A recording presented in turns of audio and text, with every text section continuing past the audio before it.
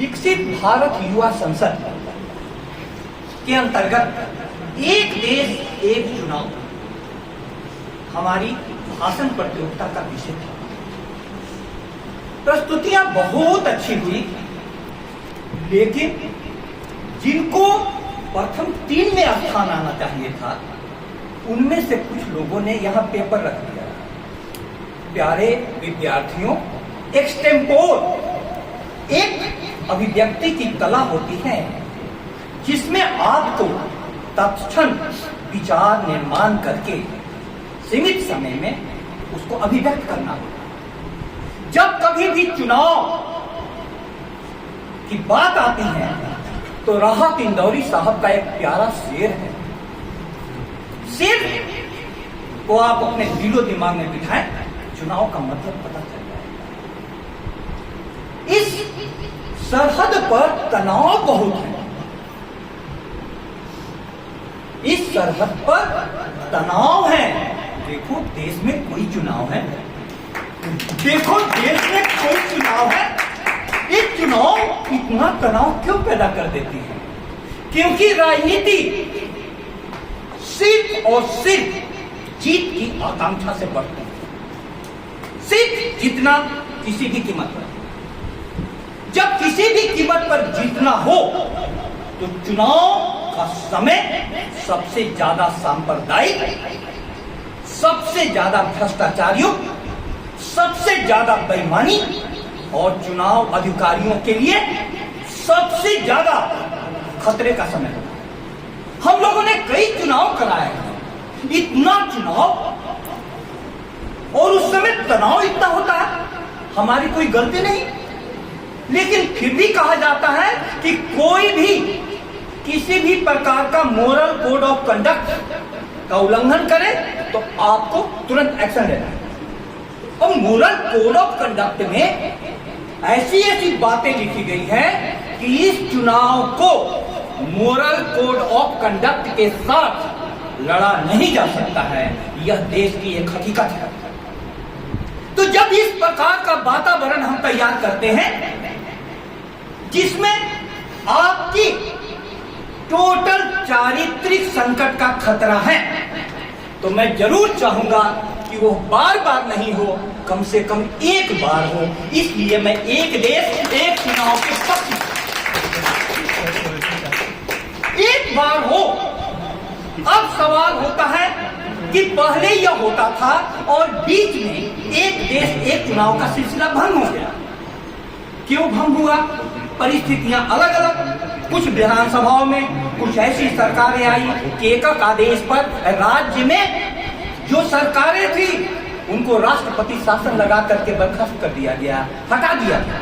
तो ऐसे में एक देश एक चुनाव की जो बात फिर उठी है, एक देश एक चुनाव भारत की बहुत सारी समस्याओं के समाधान के लिए रामबाण औषधि साबित होगी। लेकिन मैं कहना यह चाहता हूं कि राजनीति सिर्फ सतह स्तर का समाधान बताती है, सतह स्तर का, और शिक्षा जगत और धार्मिक प्रवृत्ति निचले स्तर का रूट का उठा। सतह के समर्थक समझदार निकले, जो गहरे में उतरे गुनहगार निकले। सतत में जो बता रहे कि एक राष्ट्र एक चुनाव से सारी समस्याओं का समाधान हो जाएगा, मैं ऐसा नहीं मानता। भारत की मूल समस्या चुनाव की नहीं है, चरित्र की है, चरित्र की। और यह बात शिक्षा जगत से कहा जाना चाहिए। संस्कृत का एक बहुत प्यारा श्लोक है, राज्ञी धर्मिणी धर्मिष्ठा पापे पापा समे समा राजानम अनुवर्तन्ते यथा राजा तथा प्रजा। जिस समय राजतंत्र था वह समय कहा गया यदि राजा पाप में भागी हो तो प्रजा भी पापी हो जाएगी, और राजा यदि अच्छा हो प्रजा भी अच्छी हो जाएगी। लेकिन अब राजतंत्र नहीं है, अब कौन सा है? प्रजातंत्र। और प्रजातंत्र for the people, of the people, by the people. इसलिए सारी जिम्मेवारी, मैं बहुत ईमानदारी से कहूं, मैंने कुलपति साहब से, कुल गुरु साहब से, अब तो कुल गुरु कहा जाने लगा ना, वाइस चांसलर साहब से निवेदन किया कि साहब शिक्षा जगत की जो स्थिति है आने वाले बहुत बड़े खतरे के संकट है। विद्यार्थी क्लासेस से दूर हो जाए तो इस प्रकार के प्रोग्राम असफल होने शुरू हो जाते हैं। अब चरित्र का निर्माण कैसे होगा? क्योंकि चुनाव के समय में पार्टियां जीतने के लिए, गांधी का कहना था साधन और साध्य दोनों की पवित्रता होनी चाहिए। लेकिन कौन सी पार्टियां गांधी के साधन और साध्य की बात करती है? कोई नहीं। और जब कभी भी गहरी दृष्टि से देखने वाले बोलते हैं कि भारत की मूल समस्या राजनीति के कारण उत्पन्न हो रही है, राजनीति के कारण। दुष्यंत साहब का बहुत प्रसिद्ध शेर है, मसलहत आमेज होते हैं सियासत के कदम, तू न समझेगा सियासत, तू अभी इंसान है। इंसान सियासत नहीं समझ सकता है, उसको हैवान बनना पड़ेगा। मसलहत आमेज होते हैं सियासत के कदम, तू न समझेगा सियासत, तू अभी इंसान है। कल नुमाइश में मिला वो चीथड़े पहने हुए, मैंने पूछा नाम तो बोला कि हिंदुस्तान है, बोला कि हिंदुस्तान है, बोला कि हिंदुस्तान है। हिंदुस्तान चीथड़े पहन लिया। आखिर ये राजनीति वन नेशन वन एजुकेशन की बात क्यों नहीं करती? सवाल उठने चाहिए। शिक्षा जगत की आत्मा मरती जा रही है, वन इलेक्शन होना ही चाहिए। लेकिन जो चुनने जाएगी जनता, उसके चरित्र का निर्माण कौन करेगा?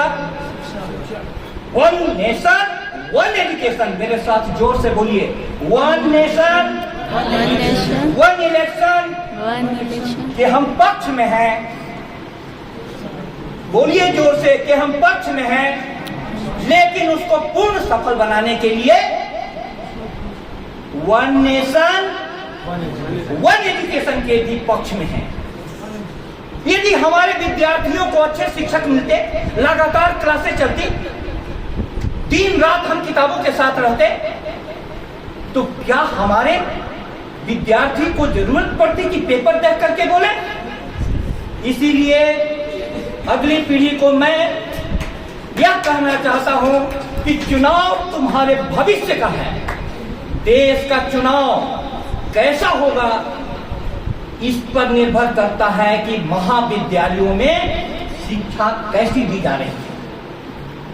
हमारी संस्कृति बादशाहों से भी ज्यादा वैल्यू किसको देती थी? फकीरों को। फकीरों को। जब कभी भी राजा दशरथ को कोई भी संकट आया, किसके पास गए? गुरु वशिष्ठ के पास। जब तक महाभारत काल की राजनीति गुरुओं के आदेश पर चलती रही, तब तक महाभारत का संकट टला रहा। जिस दिन महाभारत की राजनीति गुरुओं के आदेशों की अवहेलना करने लगी, पूरा महाभारत हो गया। और संकट जो विद्यार्थियों ने बताया, क्षेत्रीय दलों का और राष्ट्रीय दलों का, क्षेत्रीय दलों और राष्ट्रीय दलों का जो संकट है, यह जनता का संकट नहीं है। जनता का संकट एजुकेशन का है और जनता का संकट स्वास्थ्य का है। और हमें अच्छा लगा कि विद्यार्थियों ने यहां से खुले रूप में कहा कि जो मुफ्त की रेवड़ी बांटी जा रही है, वह भारत के सामने में सबसे बड़ा संकट है। आप तत्क्षण लाभ के लिए भारत की भावी पीढ़ियों को खतरे में डाल रहे हैं।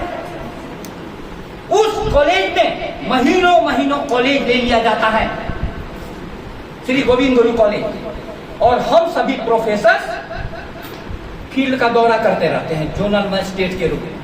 लेकिन जोनल मजिस्ट्रेट के रूप में भी मैं पूरा का पूरा अपना शिक्षा का काम करता हूं, जनता से मिलता हूं और उनको बोलता हूं कि तुम चुनोगे किसको? तो उसने, जनता ने कहा, ग्राउंड रियलिटी तो जोनल मजिस्ट्रेट के रूप में पता चला कि सर, जो कोई भी सबसे महंगा वाला बोतल पहुंचा दे, हम उसी को चुनेंगे। बोले कि गजब, ये मतदाता महंगा वाला बोतल। हम बोले कि मौरी से काम नहीं चलेगा, ये चुनाव। अब आखिर चुनाव के समय में इतने ज्यादा बोतल, इतने ज्यादा जो कैश जब्त होने लगते हैं, वो किसके हैं? ऊपर से हैं। लेकिन एक ऐसा भी भारत में कुछ नेता हुए हैं, हर पार्टी में, हर पार्टी में। लाल बहादुर शास्त्री जी का नाम लीजिए, मैं बहुत आदर के साथ अटल बिहारी वाजपेयी जी का नाम लेता हूं कि एक वोट को मैनेज करना था सरकार के लिए। एक वोट भारत सरकार नहीं कर सकती।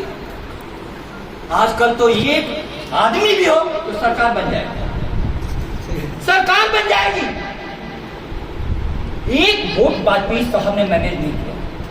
जब तक देश के सामने में ऐसे अटल मूल्यों वाले अटल बिहारी वाजपेयी जैसे नेता होंगे, तब तक भारत का राजनीतिक भविष्य सुनहरा होगा और उसके तहत पूरी जनता का भविष्य सुरक्षित होगा। बहुत बहुत धन्यवाद।